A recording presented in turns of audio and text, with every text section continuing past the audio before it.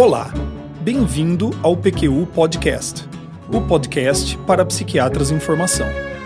Nosso objetivo continua o mesmo: divulgar dados, informações e comentários que possam de alguma maneira contribuir na sua formação e auxiliar na sua prática clínica. Aqui é evidência com opinião. Eu sou Vinícius Guapo e é uma satisfação tê-lo como ouvinte. Legalizar, descriminalizar a maconha? Já começo dizendo que não é o que eu pretendo discutir aqui hoje.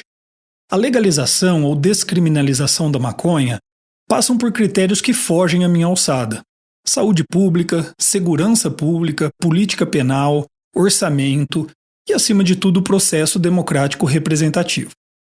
Acredito que alguns médicos podem preparar-se adequadamente para participarem do debate público a esse respeito. Não sou, no entanto, um destes médicos.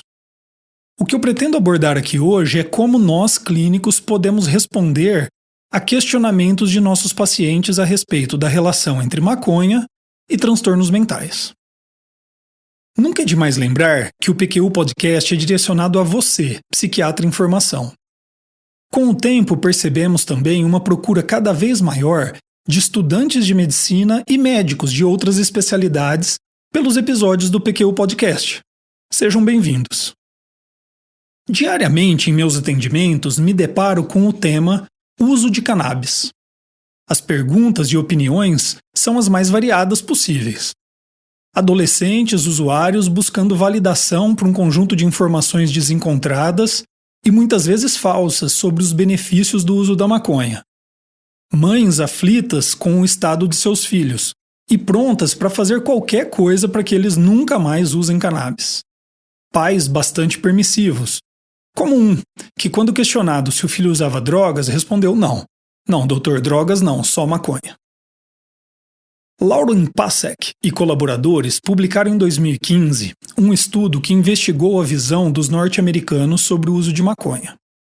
Os resultados demonstram uma queda acentuada da percepção do risco do uso da cannabis entre 2002 e 2012, sendo a população com mais anos de estudos e com maior renda aquela que menos percebe o uso de cannabis como um hábito potencialmente danoso. Provavelmente, essas mudanças relacionam-se às informações que as pessoas receberam nestes anos sobre o uso de cannabis, vindas dos meios de comunicação, de nossos legisladores ou de especialistas, sejam eles médicos ou não. A questão é que nós médicos também estamos imersos nestas informações e podemos nos sentir confusos sobre como orientar nossos pacientes a respeito do uso de cannabis. Derek Satry e colaboradores publicaram uma revisão no Journal of Clinical Psychiatry em setembro de 2018, direcionada especificamente aos dados disponíveis sobre a extensão do uso de cannabis entre indivíduos com transtornos psiquiátricos e o impacto na evolução e tratamento destes transtornos. O uso de cannabis é comum entre portadores de transtornos mentais. Segundo o levantamento norte-americano, o National Survey on Drug Use and Health, em 2016, 18% da população americana tinha um diagnóstico psiquiátrico, e 1/4 destes reportaram o uso de maconha no último ano. Em uma coorte de pacientes diagnosticados com transtorno depressivo maior, publicado por True e colaboradores em 2016, 37% relatavam o uso de cannabis no mês anterior à entrada no estudo. E essa prevalência é parecida em estudos com pacientes diagnosticados com esquizofrenia ou transtorno bipolar, como mostrou Bahoric e colaboradores. No Brasil, o uso de cannabis parece ser menor do que nos Estados Unidos, como mostrou Jungmann e colaboradores em publicação de 2010. Mas a prática diária entrevistando pacientes parece confirmar os dados americanos sobre a relação de cannabis e transtornos mentais. O uso de cannabis tem sido associado a sintomas depressivos, ansiosos e psicose, especialmente em jovens, além de prejuízos cognitivos e síndrome amotivacional. Volkow e colaboradores, em revisão publicada em 2016, mostram que o uso precoce e pesado de cannabis aumenta o risco do jovem desenvolver um transtorno decorrente desse uso, o que parece até óbvio. Ou ainda um transtorno pelo uso de outras substâncias, confirmando aí o que já foi chamado de efeito porta de entrada. E ainda prejuízos em funções cognitivas críticas ao aprendizado e desenvolvimento. Memória, velocidade de processamento, raciocínio crítico e até mesmo na medida de QI, por exemplo. Especificamente a respeito de transtornos depressivos e ansiosos, estudos longitudinais mostram resultados conflitantes, às vezes mostrando relação entre o uso de cannabis e o desenvolvimento de tais transtornos, e às vezes não. Agora escute bem, isso é importante. Esses estudos nunca apontam para a cannabis como fator protetor ou mesmo estratégia terapêutica. Um estudo recente a esse respeito se destaca por ser uma coorte de gêmeos. Descrito no artigo publicado por Agrawal e colaboradores em 2017, este estudo associa o uso frequente de cannabis com maior risco para depressão e até mesmo ideação suicida. Derek Satry e colaboradores, em sua revisão, concluem, abre aspas, em conjunto, os achados sugerem que a cannabis desempenha um papel no aparecimento de transtornos depressivos e ansiosos e ainda que os sintomas possam piorar com o seu uso. Moore e colaboradores, em 2007, publicaram uma revisão que demonstra uma relação clara entre o uso de cannabis e o risco de psicoses, particularmente quando o uso se iniciou em idade precoce, antes dos 16 anos.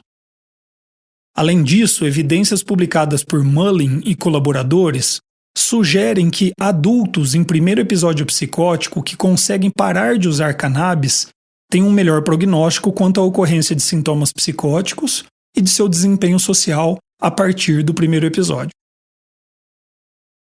No caso do transtorno bipolar, as evidências sobre a relação com o uso de cannabis são menos robustas, mas também apontam na direção de um pior desfecho. Então, quando um paciente me pergunta se usar maconha faz mal, eu respondo sem hesitar com um sonoro sim. A partir desse momento, começo a mensurar o tamanho do interesse dele nas informações que eu tenho para dar, não querendo parecer desesperado em convencê-lo a não usar maconha. Sigo com as informações que acabei de descrever sobre a associação do uso da maconha com prejuízos do funcionamento do indivíduo, como déficit cognitivo e síndrome amotivacional. Se possível, complemento com dados sobre os riscos de dependência e da busca por outras drogas de abuso. E, por fim, a associação entre o uso de cannabis e transtornos psiquiátricos. É muita informação e, na maior parte das vezes, essas informações não precisam ser passadas todas de uma só vez.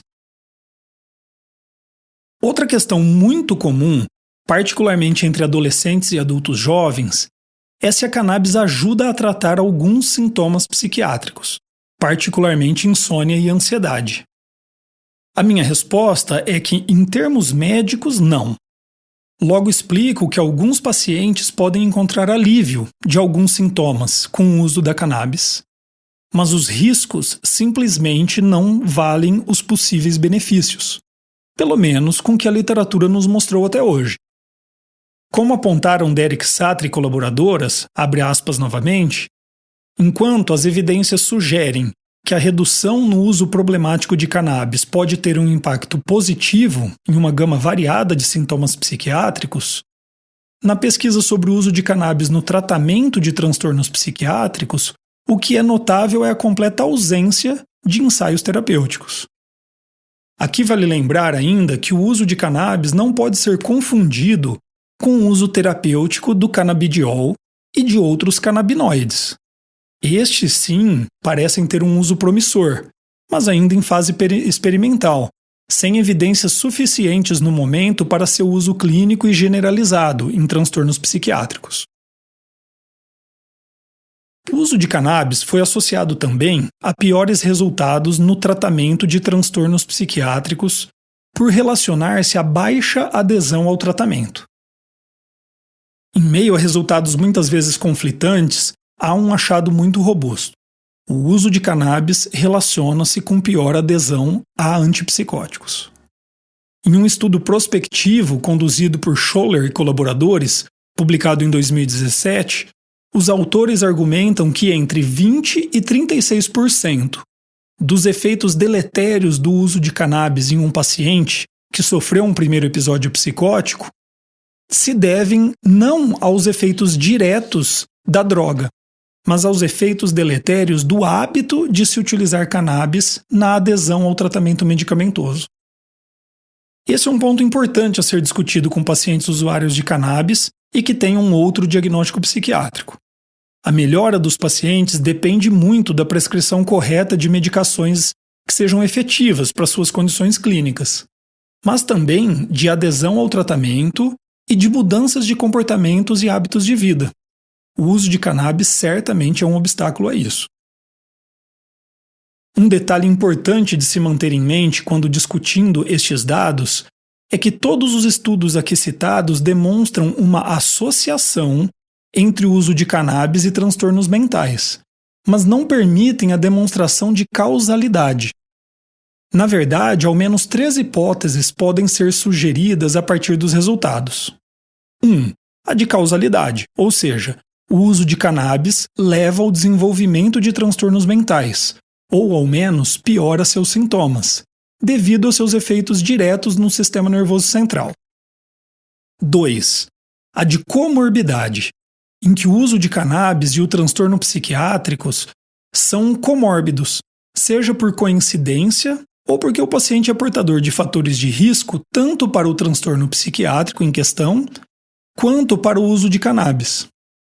Ou ainda, 3, a de automedicação, em que o paciente busca o uso de cannabis para aliviar sintomas de um transtorno psiquiátrico já estabelecido e acaba por criar uma comorbidade, artificialmente. Em minha experiência clínica, consigo identificar casos que se aproximam de cada uma dessas 3 hipóteses. Essa classificação ajuda-me a abordar o uso de cannabis de maneira diferente para cada caso e aumentar as chances de sucesso terapêutico. Quanto mais informações sobre o impacto do uso de cannabis nos transtornos psiquiátricos oferecemos a nossos pacientes, de maneira cuidadosa, no tempo correto, respeitando a demanda que cada um tem por essas informações e, acima de tudo, respeitando as escolhas de cada um, maiores serão as chances de eles buscarem estratégias para minimizarem ou até interromperem o uso de cannabis. Bom, espero que tenham gostado do episódio de hoje do PQU Podcast, em que apresentei uma breve revisão sobre diferentes aspectos do uso de cannabis e transtornos mentais. Até o próximo!